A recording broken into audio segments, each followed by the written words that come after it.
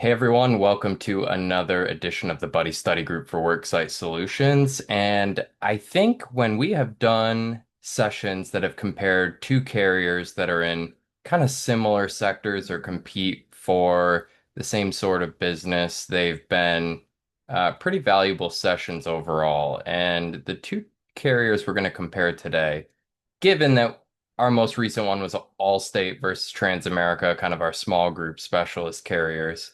I decided we should compare our two kind of large group specialist carriers, two of the carriers that we've really been using for the longest since we got into the group space, and that's Chubb and Trustmark. Not only do they tend to specialize in servicing larger groups, but I think they also tend to be the most well known. As far as popularity, I'll let the people decide on that one. But Chubb and Trustmark are easily the most well known. In the Washington CARES Act, especially is when Trustmark kind of really rocketed up there in just name recognition, popularity, usage. So I think this will be a good exercise to get to know the kind of differences, sweet spots, ideal groups, and allow you guys to ask questions about working with either carrier. Yeah, Jason, Um, I would add one thing, which is they've also been the longest standing carriers in the market, correct. Yep. having been in the market at least 10 or 15 years, each one of them. Most of the other carriers, I think, are newer. So that's part of the reason why they're more well known. Yeah. So Mark, I made a chart. You scared yet? A little bit. Let's take a look. As long as it's a spreadsheet, I'll be good. So we've been using this for the product roundups and the comparisons that we're doing. I have a couple other carriers in here, but I've hidden them for now because we're just kind of doing a comparison. But we have Chubb and Trustmark here, and this will kind of help us with a little bit of a guideline for the comparison. Okay, so first, just to review the products they offer in the group long-term care space, it's really one product versus two different types of products here. So Chubb is their LBT, their lifetime benefit term product, their term life to age 121, first of its kind that was really out there in the market with long-term care. On Trustmark's side, their ULE product is the one that's really been around the longest and is kind of at this point the most used because the Life Plus Care product, which is really their sort of answer to Chubb's LBT, is fairly new, out within the last, I would say, year and a half. So something that's going to be very similarly structured to Chubb's LBT. Generally, when you get a proposal from Trustmark, if it makes sense to, they will add both products to the proposal so that you can kind of dissect them and get an idea of what might be most palatable, most useful for the group. So, just a couple of basic concepts here that we're going to compare. Chubb's age range is among the widest, if not the widest, when you consider long-term care rider availability. Ages 19 to 80 is who they're going to consider. Chubb or Trustmark, depending on which product you use, ULE is generally going to be 18 to um, 69 and 18 to 75 between ULE and the Life Plus Care plan. Let Again, yep, let me just add a little detail to that. Usually you're using their UL and ULE together. So right, right, when we have these two ranges, it's technically two products, but you're kind of using it for the under 65 group. The 65 to 75 group is a very similar product.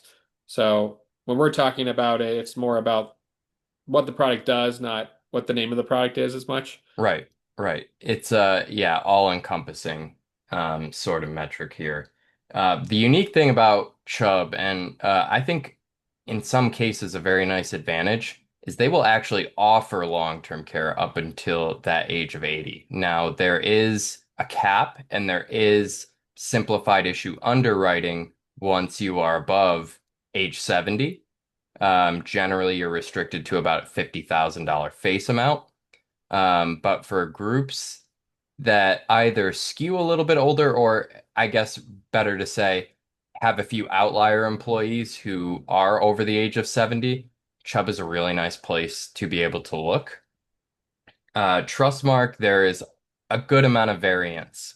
I'd say Trustmark is, it's really all going to depend case to case whether you have a good fit based on age for either ULE or their Life Plus Care product.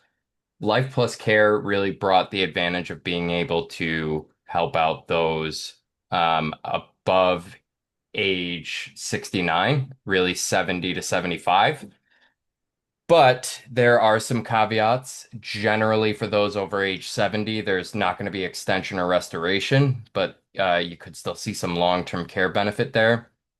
ULE is generally not going to offer much in the way of long-term care at all above age 65. Um, Both of these carriers are, you know, generally 100 plus carriers. Where I'll give a little bit of credit to Chubb is in certain cases, and this has to be the right case. I mean, it really has to be a case that's attractive to Chubb. They would look to 50 plus, but the conditions are generally, we would need to see something along the lines of all 50 funded, or we would need to see multiple lines of business or both in some cases before they'd consider. And they're going to want to see favorable demographics, so if they're able to see that there's, a good gender blend or, average age is kind of right in their wheelhouse that they're looking for. It's got to be special for Chubb to take under 100. So just think of these carriers as 100 plus. And ideally, these carriers want to be working in 1,000 plus. But 100 plus is definitely what they will consider.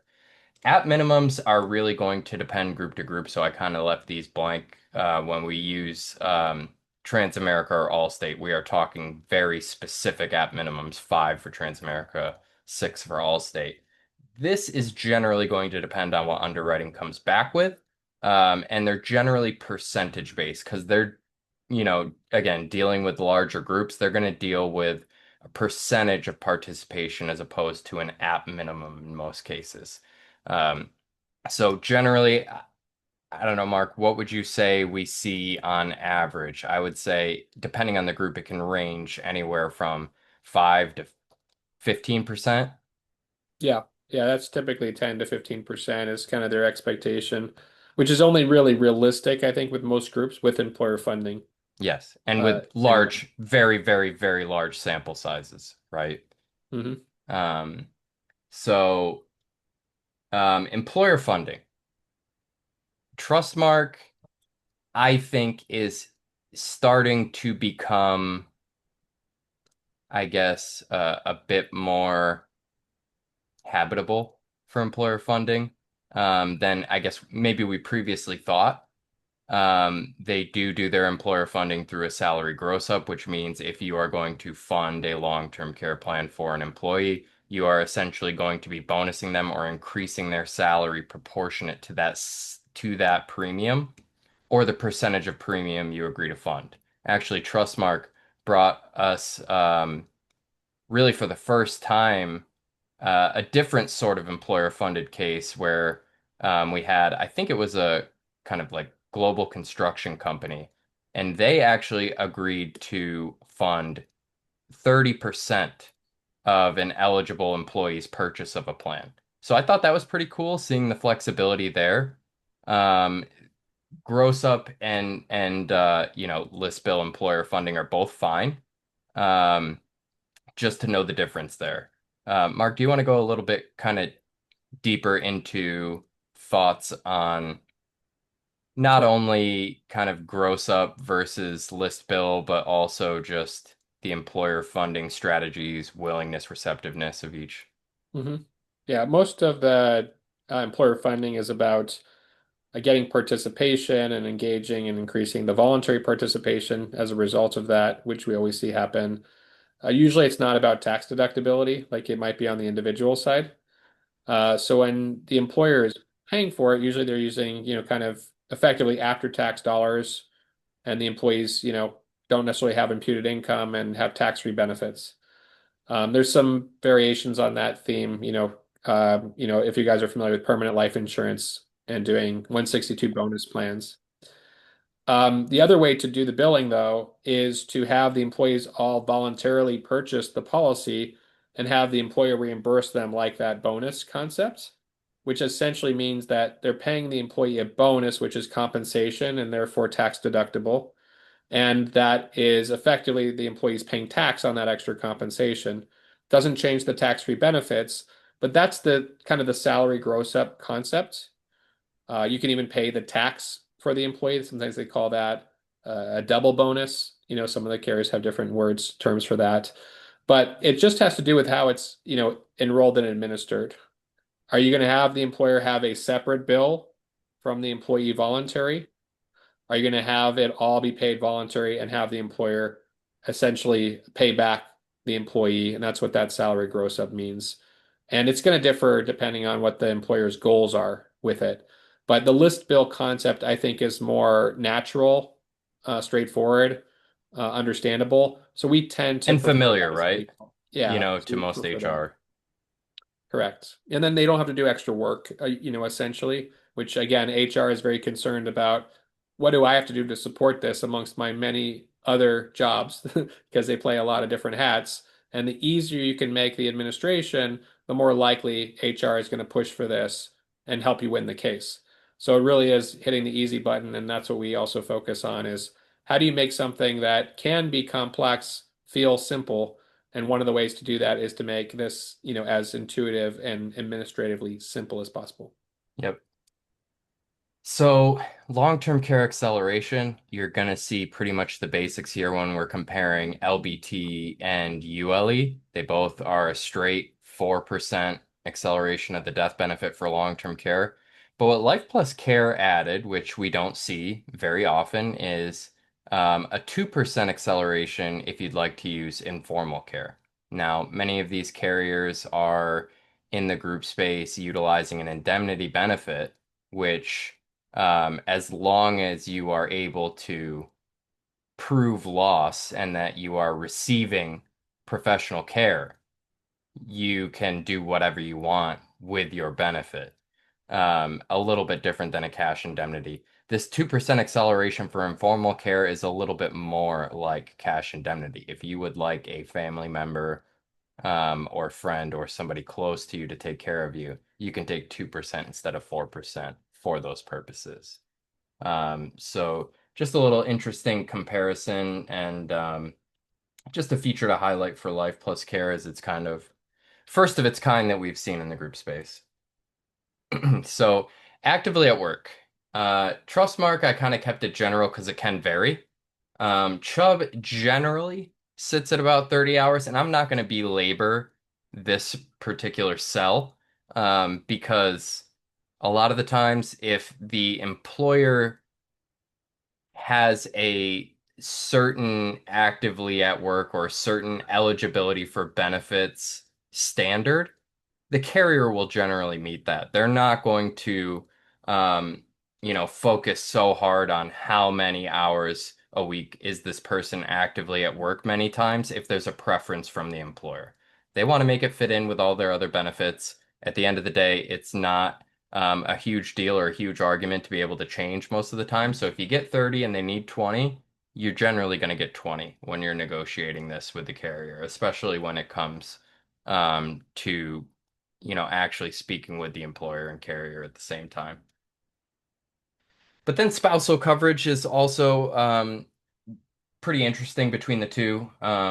Chubb, depending on the group, we don't see much spousal GI whatsoever from Chubb. I mean, in very, very, very, very rare cases, very large groups, we've seen it sparingly.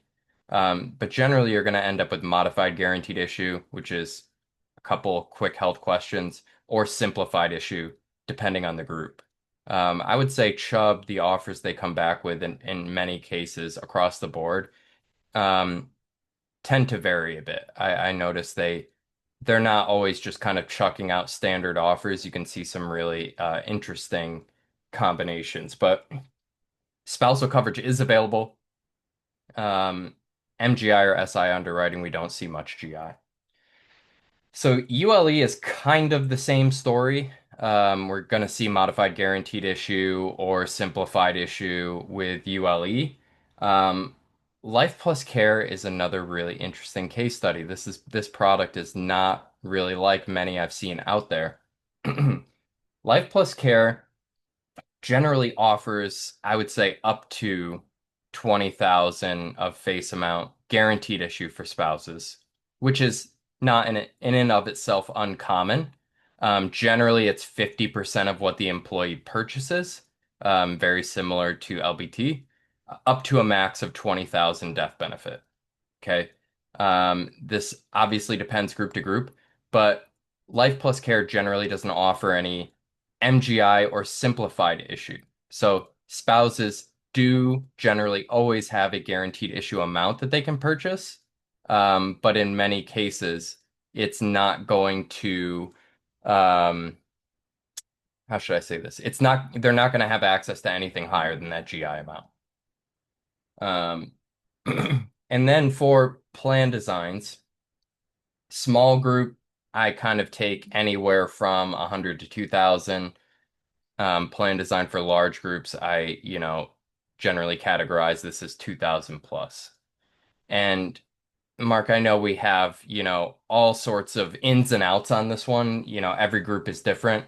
But the real big thing with Chubb is that if you have a much larger group or you have a decently large group with really good demographics, it's EOB1 versus EOB2, right? All of these products have an extension of benefits rider, but where Chubb differs and provides a ton of value for much larger groups is that instead of a 25 plus 25 month um, a benefit period with an EOB, they offer EOB2, which is 75 months of total long-term care with EOB2. So that tends to be one of the things that has us looking to Chubb quite often for those really large groups. Anything else you can say about plan design for kind of smaller on their end to larger? That tends to be the biggest one. But I'd say plan designs are relatively consistent otherwise.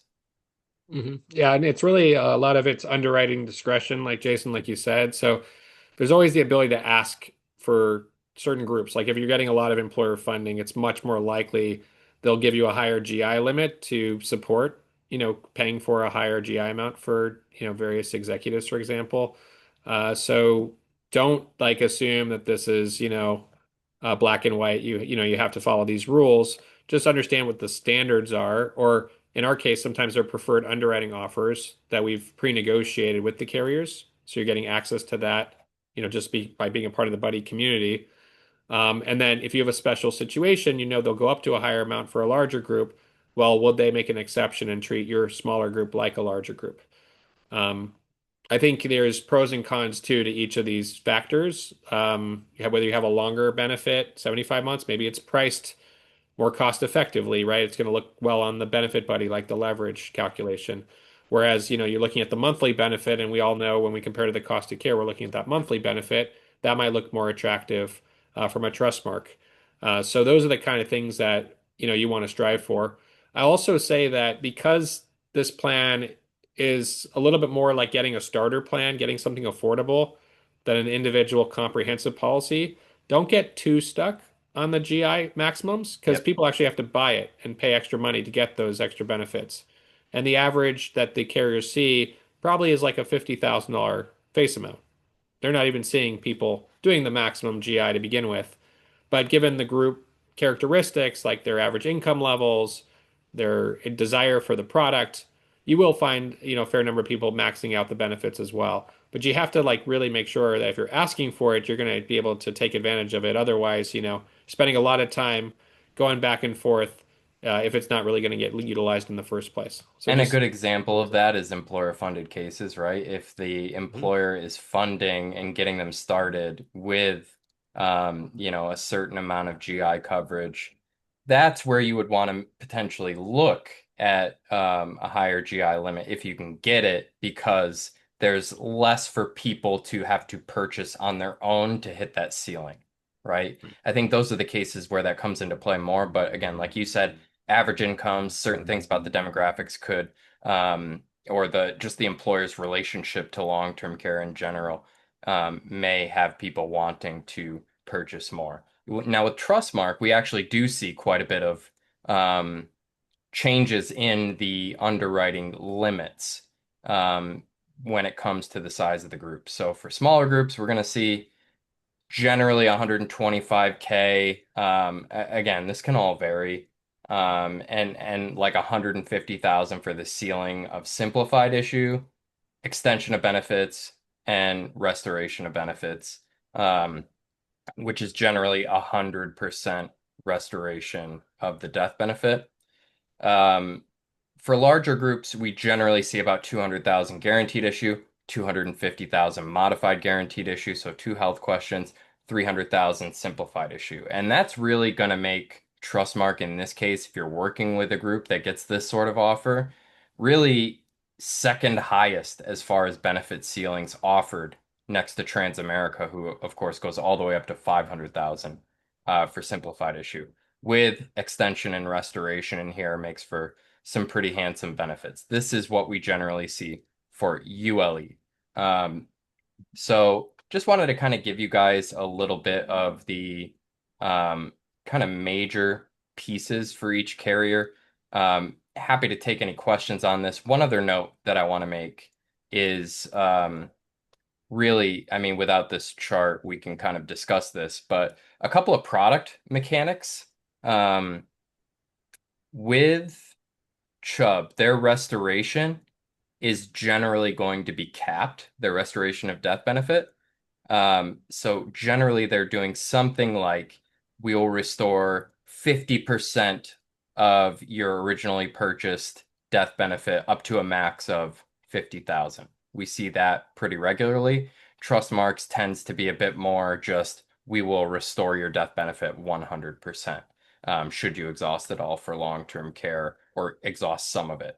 But I think when you Well, really, let me add a caveat to that because there's a big caveat, which is the Trustmark death benefit reduces that death benefit in general. yes, that was the next point. So Yeah. kind of talking about like benefit guarantees and what happens with some of these plans into the older ages.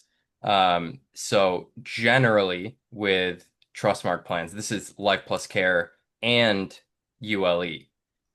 Once you reach either your 15th policy anniversary or age 70, whichever is greater, whichever is longer, the benefit will reduce to 33%. That's your death benefit. Your long-term care doesn't change at all. Your long-term care benefit is still fully intact, fully in place, but that death benefit drop is a way for Trustmark to really reduce the cost of insurance to make sure that they can keep the long-term care in place when it's needed most, right? That's kind of you know, how they will position this, right?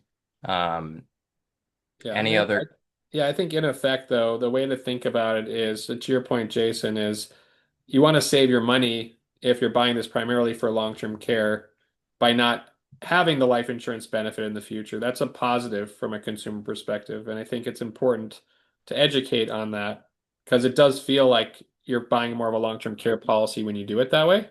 yep, So that's by design. That's an intentionally a good feature, but it does require more education as a result. So the Trustmark plan does really necessitate an explanation of how that works. So the complexity can be a negative. Um, and I think there's a couple of other factors too, Jason, that were not on your list, but I think are really important sure. that we run into, in real situations with clients kind of giving us feedback. One of them is Chubb is probably a more well-known brand than Trustmark. I think they told us at some point there are of all the businesses in the United States, at least 40% of them own at least one Chubb product. Because in It's property pretty and crazy. casualty, they're just a big presence. Workers' compensation, just you name it, right? That employers have insurance. Oftentimes Chubb is at least been quoted, but a lot of times they actually own the policy. So when, it's just a familiar name to them. It's a larger carrier overall. So I think that is an important factor, credibility wise. They have tended to offer their products to the more affluent clientele to ensure their automobiles, their boats, as well with personal lines coverage. And usually they've given pretty good claims experiences. So the universal feedback we've gotten about Chubb, the brand, not necessarily the worksite benefits, but just Chubb overall is, I like that name. I had a good experience with them.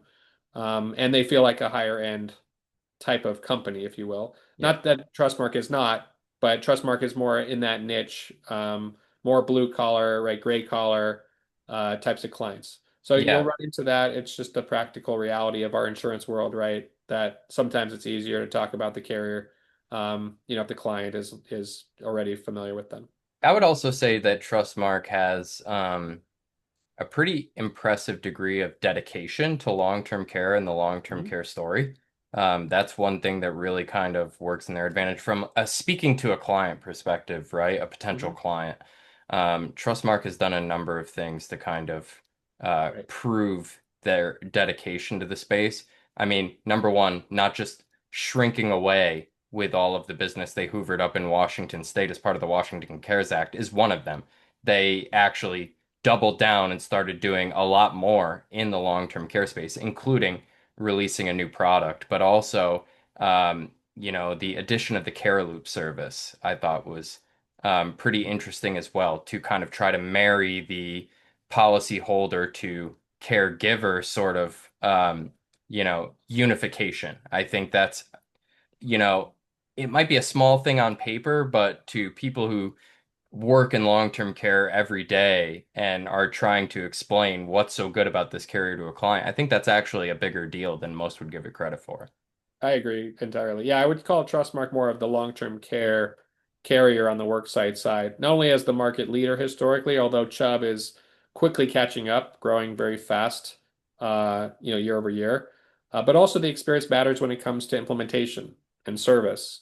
And Yep. we have seen, some challenges sometimes with Chubb's, responsiveness, given their high growth, given the fact that they haven't been maybe doing this as long as Trustmark has in this particular space. So there's a lot to be said for having a great customer experience, and that's I would say one of the bigger knocks sometimes on Chubb. So Jason, to your point, yeah, there's not one right or wrong answer, but two factors to consider when you hear those like things that clients ask you. Hey, I had a bad experience with XYZ carrier, right? That's their big pain point. They're switching over from something else. You don't want to switch them over to something that could have a bad experience again for them. Right. So those things matter a lot. We've got some questions in the chat here. Gene asks a great question here. What determines when they'll offer additional options like EOB and restoration? I think in many cases, it's just going to be a built-in, like that is part of how the product works.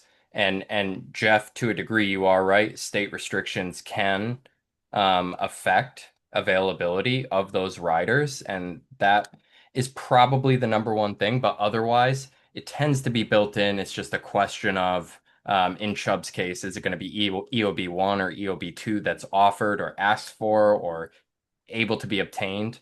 But in many cases, there's not much that goes into the decision making. It's just kind of how the product works and whether or not they will offer to the group.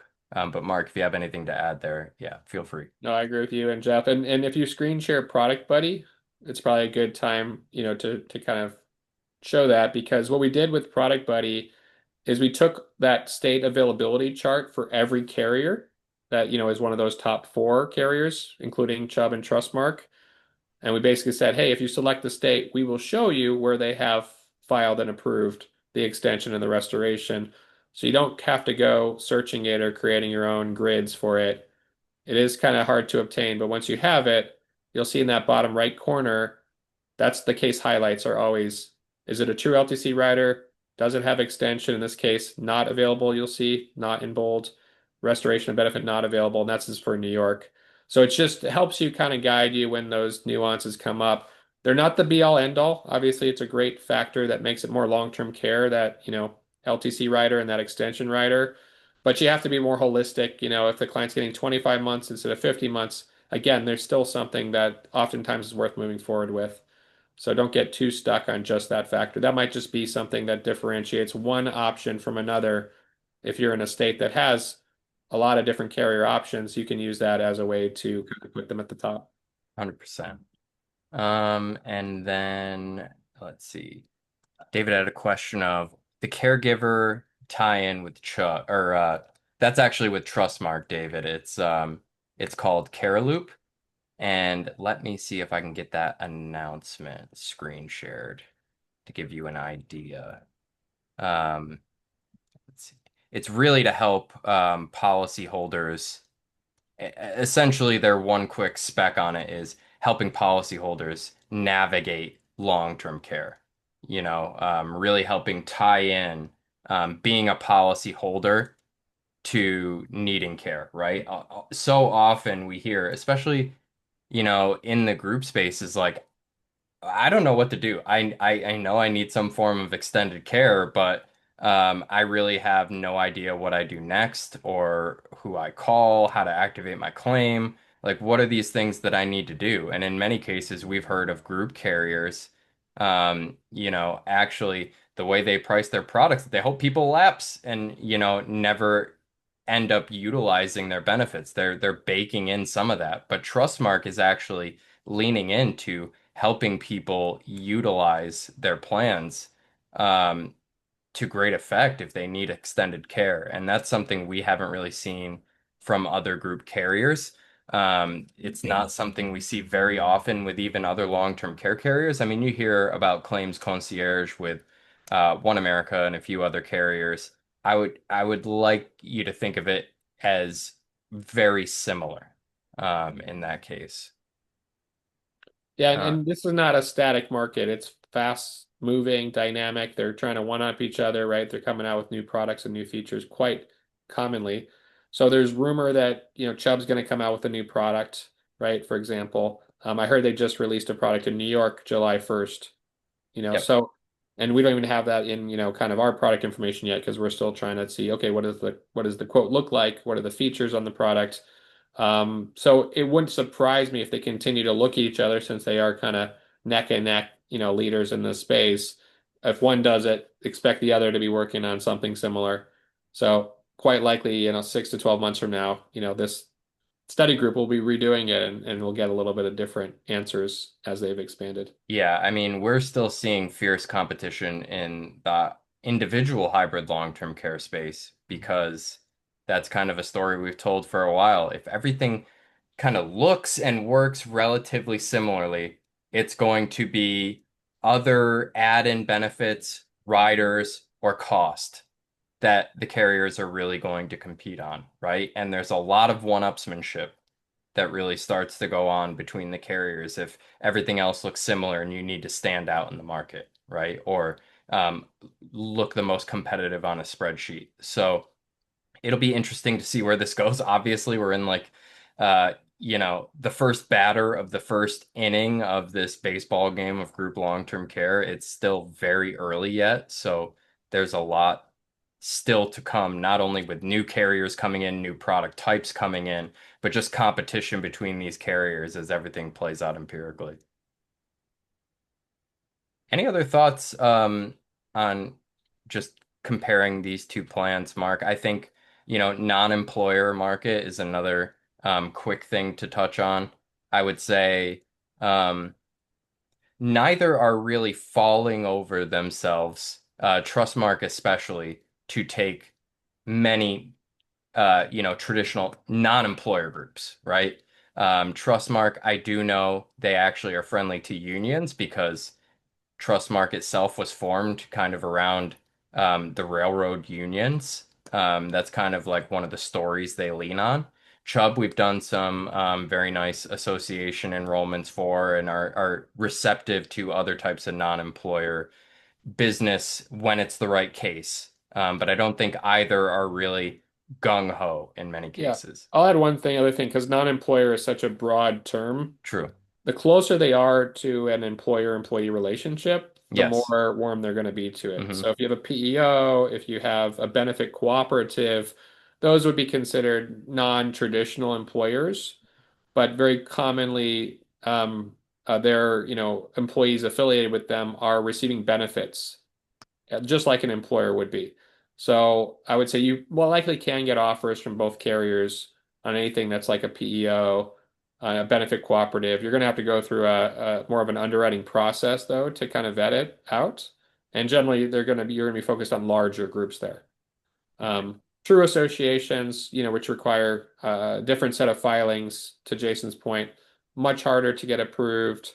And you really want to kind of wait for the right opportunity before going, down that road and battling that, I would say, at this Thank you point for in time. clarifying, because yeah, I get tripped up on my lingo sometimes, just trying to include everything. But true associations, Trustmark is really not receptive to whatsoever. But like you said, the closer it gets to an employer-employee type relationship or a common employer type of relationship, they'll start to become a bit more receptive. But all of these things need to be gone through with a fine-tooth comb.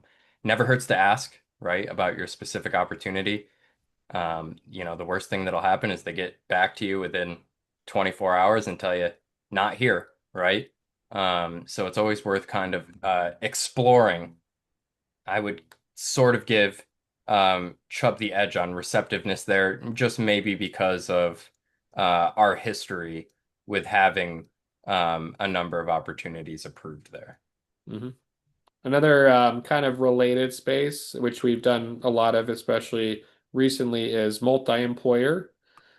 And with small groups, again, you're probably going to go with the Allstate Transamerica route. Like Jason mentioned, for they're just more comfortable with small groups. But when you have like a multi-employer that might have like common ownership, that could be treated like one singular employer group. And there's a lot of kind of instances of that. Maybe they're K1 owners, partners in some type of law firm, those kind of things. So maybe the group is actually larger than you see it on paper.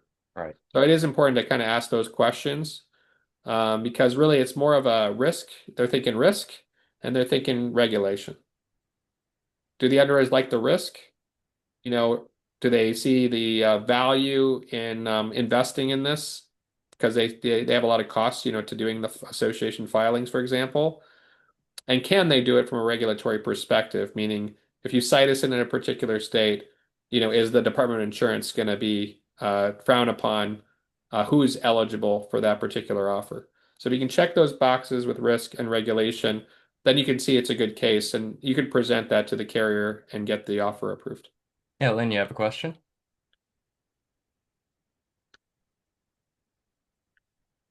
Mhm.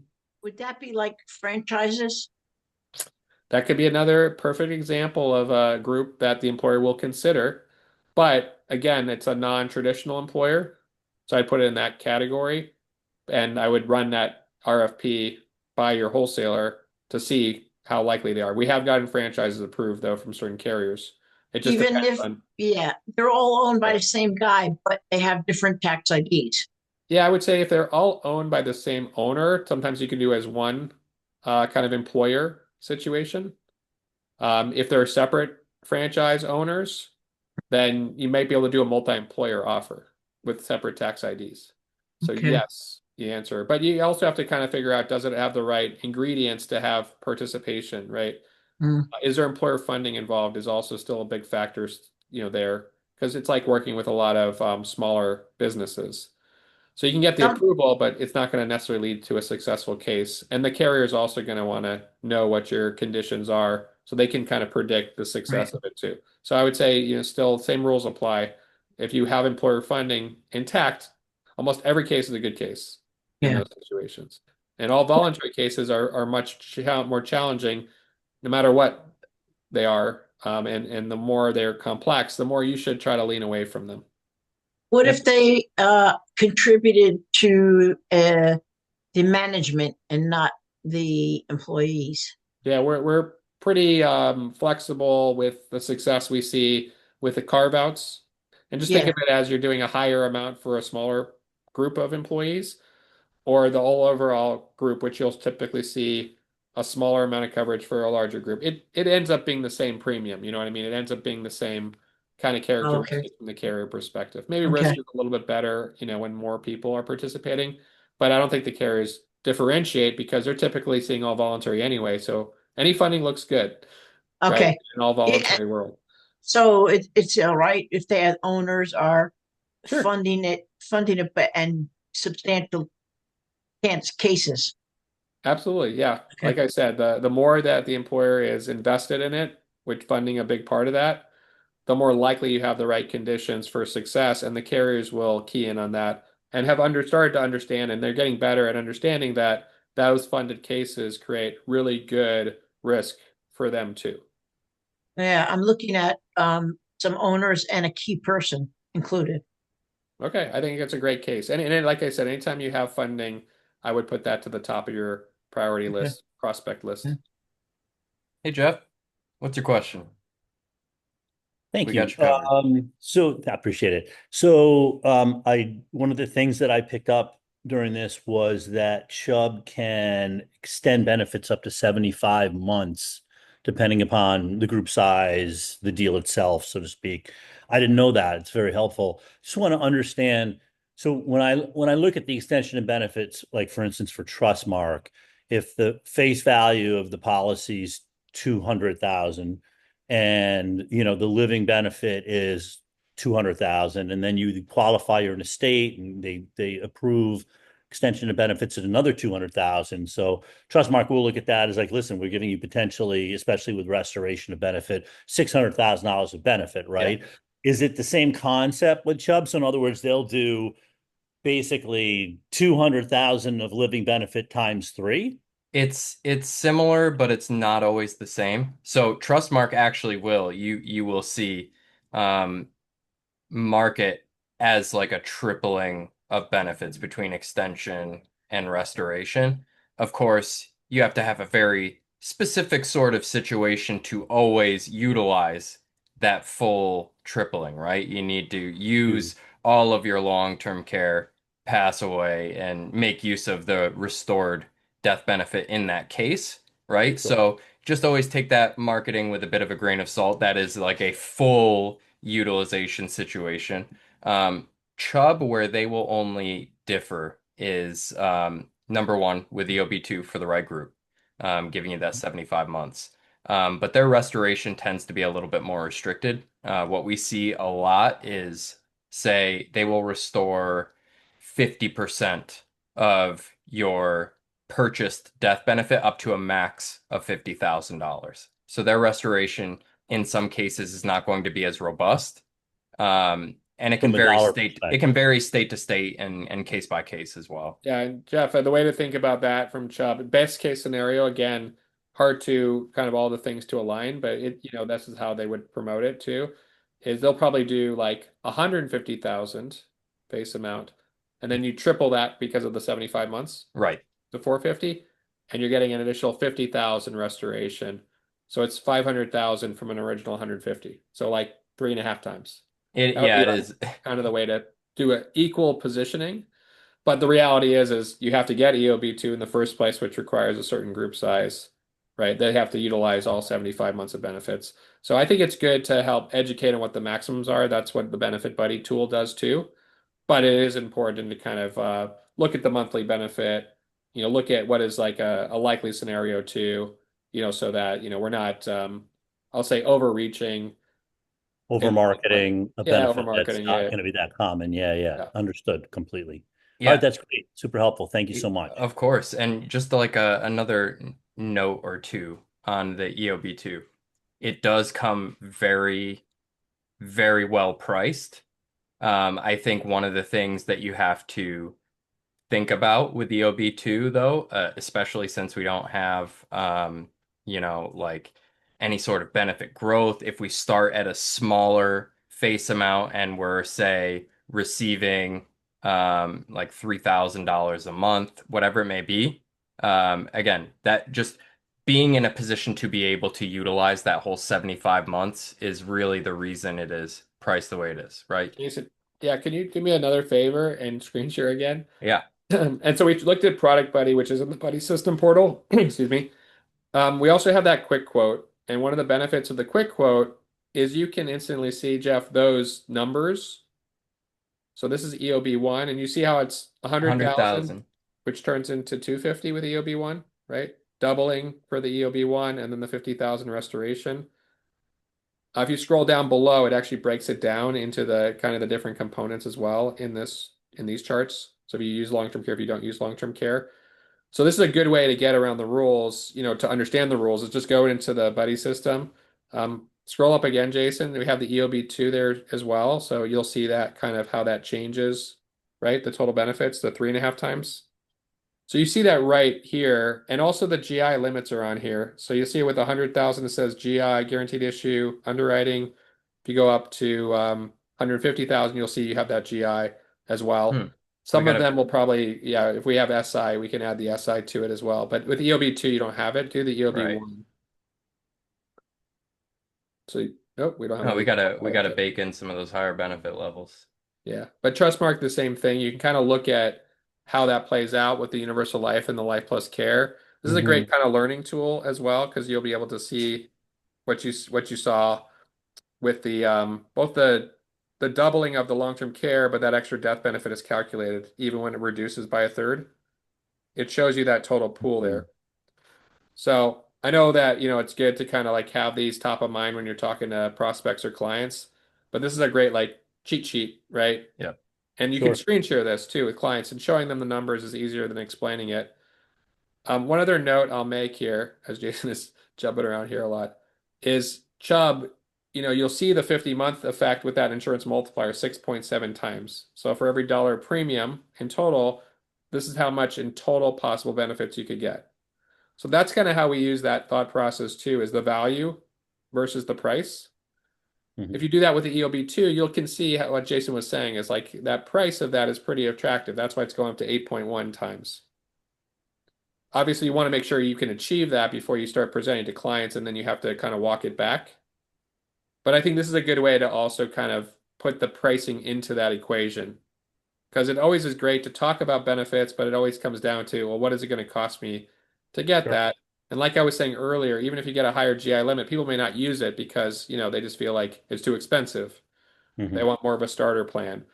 So just be aware of kind of what the group's looking for, the demographics are, In because the this is world of going to us help you. long-term care professionals, though, to, be sitting in front of a 45-year-old decision maker or HR professional and to know in our minds that you're getting an extra 25 months of long-term care for an extra $21 a month in this case, that's extremely valuable. And of course, Agreed.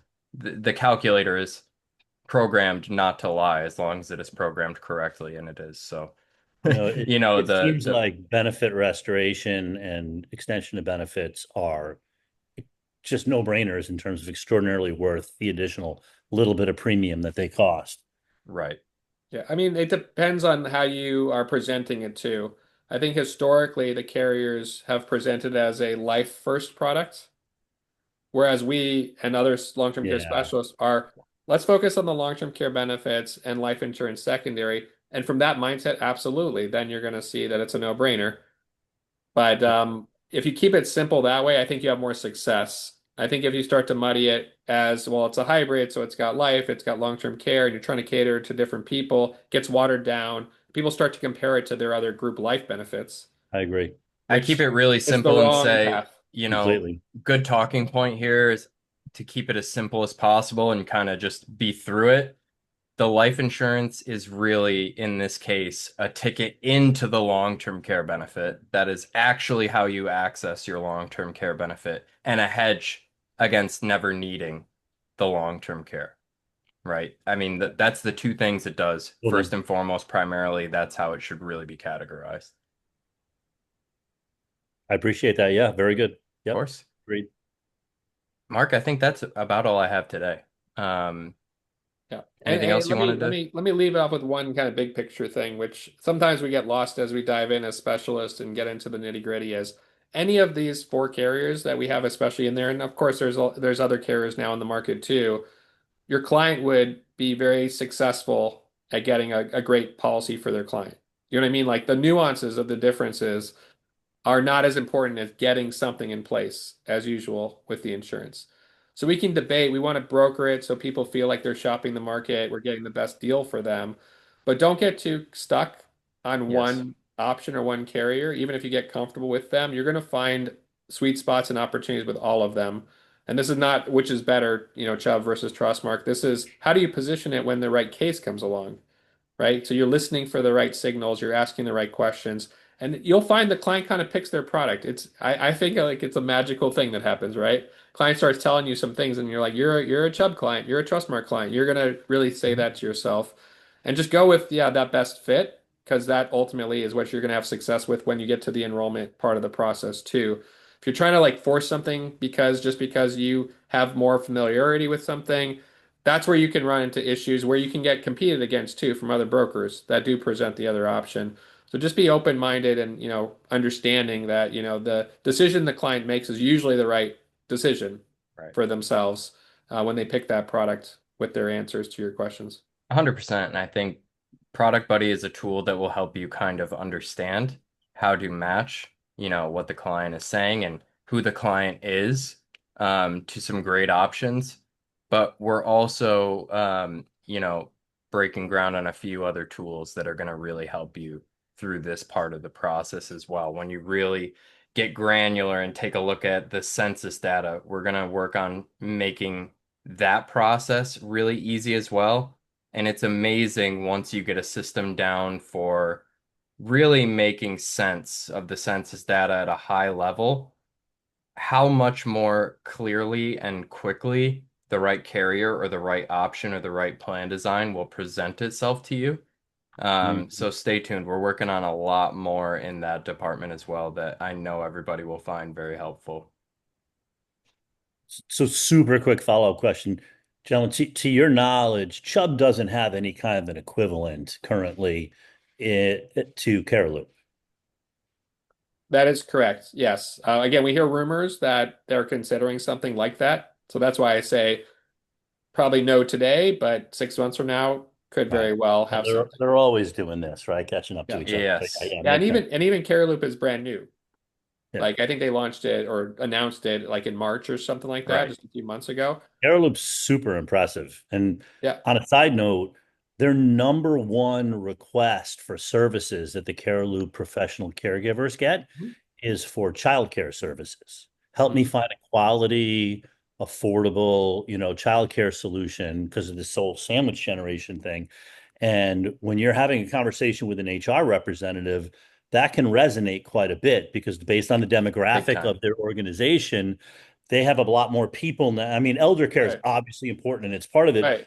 They have a lot more people that maybe have that issue to Right. contend with. Yeah, I think And Trustmark did a great job, like you yeah, said, of building into their product. But I will say one fun fact is you can bring in CareLoop for any product you offer because they do allow you to get their services for employers that's a very good point. Yeah. directly. Yeah, So, yeah. and we had Great. a conversation with them last week with their CEO and others. So we'll have them on, the study group as well, to share that. But yeah, don't feel like you're limited in accessing those types of services. If And it's not any for other employee product, relationships or just even customer relationships you have with other caregiving organizations that can really go a long way, especially in long-term care, because it's like, we're talking about these plans that are for my family and I for the future. I've got some needs now. That's why I'm interested in Sure. this planning in the first place, because I have present needs. So if you can help me with that, not only is that really helpful for the employee client, but HR has to deal with the fallout of these present caregiving situations, be it childcare is so expensive. I gotta go somewhere where, I gotta pick up a second job. I gotta do this. I gotta do that. Like I gotta sell my leg to be able to afford this childcare, or I have to show up late and leave early, for that reason for pickup and drop off. So yeah, super good point. It resonates. We Jason and I had a call with a prospective client today, and we brought up Amada, and they loved it because the person we were talking to was currently a caregiver and needed help, Hmm. right? Hmm. Just navigating, what her special needs family member, needed to activate their policy to get caregiving. I So mean, that's it under feels like the valued logical today. Sorry. It feels like the logical trend to me because I mean, if you really think about it, there's two aspects to the long-term care, right? How do I pay for it, which we're all addressing every day, but how do I navigate it? Because it's not one thing to all people. There's so many different aspects of it. And having that kind of a resource, I think, is huge. But thank you for the reminder that you could just go out and get Caroloo. It doesn't have to Right. be embedded in, in the carrier. It makes it easier, obviously. Right. Uh, but yeah, no, that's great info. Thank you. Welcome. Awesome. I think we're right about at the top of the hour, so this is a great place to wrap it. So thank you for being here for the comparison, all your questions. Obviously, we learned a little bit more about Trustmark and Chubb today, but just even the conversation that kind of glided us to the finish line was really, really good. Just some really interesting real life employer-employee benefits or otherwise, real human issues to talk through here. So really appreciate y'all being here. Be well, and we will talk to you this time next week. Have a good one, everyone. Thank you. Thank you.